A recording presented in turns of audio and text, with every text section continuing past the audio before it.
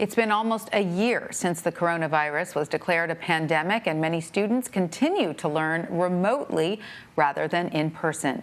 Schools are scrambling to reopen their doors safely as parents across the country wonder when their child will return to school and what their kids may have missed out on while learning from home. Now, education experts are weighing in on what 5 months of learning really means for kids and if there is evidence learning loss is worth rushing the reopening of schools. Akil Bello joins me now. He's an educational access consultant as well as a contributor on education topics for Forbes. Akil, welcome. Great to have you with us. So let's talk about the term learning loss. How would you describe this, and what is the basis of the research behind it? Well, learning loss is a term that's become popularized over the last few weeks, and it's largely misunderstood. At its core, learning loss is an attempt to quantify in months what has happened to students when they've missed school time. There's some research behind it, but it's largely driven by standardized testing and performance on standardized testing, either actual or more often predicted performance. So most research reveals, correct me if I'm wrong, that there is a disparity in the level of learning loss along socioeconomic lines. And that doesn't seem hard to believe if this is true. But what evidence have you seen, and how can we remedy this?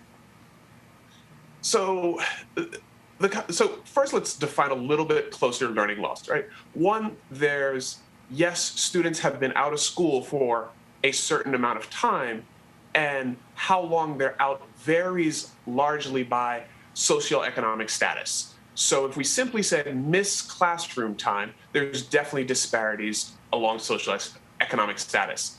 How much that converted to haven't learned new topics that we expected you to learn is a little bit harder to quantify, and the research isn't as clear about that.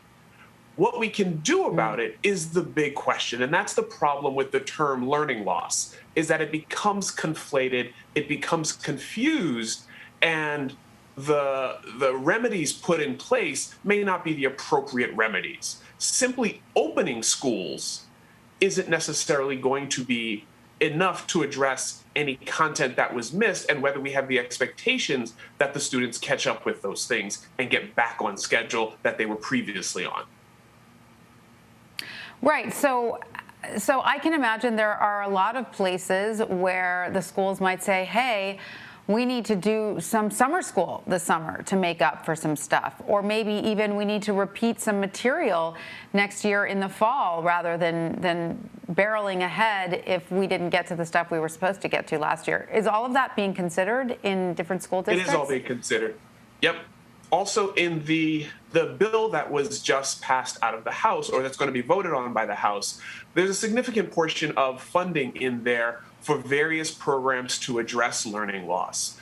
The major concern is that what will that funding go towards? I know $100 million was earmarked towards research, which is concerning to me because why wasn't that money put directly towards students? Some money is going to be earmarked towards things like tutoring programs, which, again, when you start to commercialize education, there's a history of misuse, misspending, and abuse that should be watched carefully. Right. So as an education expert, are you worried about who's at the other end of these funds? In other words, it's one thing to funnel these large amounts of money, as you said, to the education system in hopes that it's going to land in the right place. But you really need the talent and the manpower and the know-how on the other end to catch those funds and distribute them where they're going to make the most, where they're going to help students the most, correct? Correct. And the question would be, for me, we knew schools were funded inequitably to start with. So if the pandemic has simply made that worse, do we really need to spend $100 million to say who's going to be impacted the most? Do we need to to spend a whole lot of time trying to quantify these things that we can fairly well predict, and loosely quantify. The research isn't going to be definitive for years and years. So they're trying to loosely quantify something that we can know fairly well.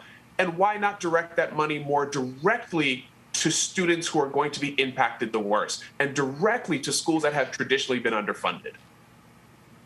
So let me ask you, do you know how much funding is directly going to update facilities, is directly going to teacher salaries for summer courses, is directly going to, all of the immediate things that schools need to address these issues, rather than, you said, the research portion, which may or may not be helpful in the long term, but certainly won't be helpful in the short term? So how much money is going to address those immediate, very real issues that existed even before the pandemic? I haven't had time to study the bill, so I'm gonna couch it with a little bit of carefulness. I believe 20% of the education funding in the stimulus bill was earmarked for addressing learning loss, I believe is how it was phrased. So it leaves a lot of room, rightfully so, for different districts to implement different policies. I believe there are some guidelines around what that means, but it isn't particularly specific about the use of those funds. Mm-hmm. So the school districts hopefully will use them to address some of those immediate issues, like crumbling facilities, hiring more teachers, getting those students the resources that they need. Ideally. All right, well, let's hope. So in terms of the long-term issues of learning loss, what can that mean for these students? I mean, hopefully this can be addressed quickly and efficiently, but if it's not, what are some of the long-term impacts? So I think the long-term concern is, that's where learning loss is particularly problematic, right? Because you don't actually lose learning. You may not have learned new things. Your pathway may have been paused or disrupted, but you haven't really lost things you previously knew.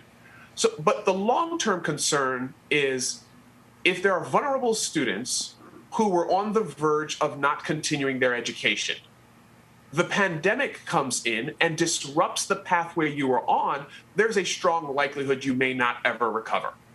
And that's the greatest concern is, are there a subset of students that we need to implement solutions to make sure that they can continue on an education pathway that would allow them to be successful in achieving their educational goals long term?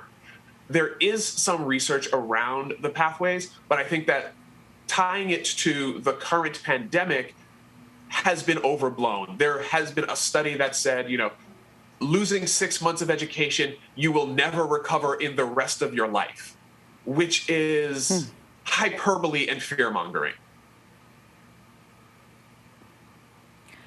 Thank goodness, because certainly there are many, many American children who've lost those 6 months. But I agree with you, that can certainly be made up. But let's hope that those students are given the chance and the resources to do so.